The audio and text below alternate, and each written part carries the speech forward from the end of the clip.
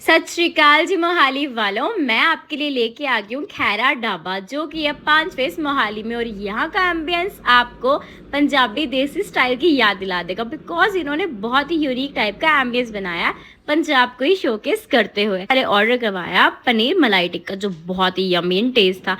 Pure Punjab का स्वाद चाहिए तो आपको भी यहाँ आना पड़ेगा खाना खाने। आपको यहाँ मिल जाएगा नान, वो भी देखो घी से भरा हुआ।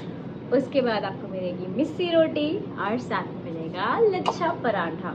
क्वालिटी फूड की बहुत ही अमेजिंग है। और ये है हमारा हांडी पनीर। तो फ्रेंड्स, लेट्स ट्राई इट। और खाने के साथ अगर पापड़ ना हो तो खाने का स्वाद ही अधूरा है। तो ये है हमारा मसाला पापड़।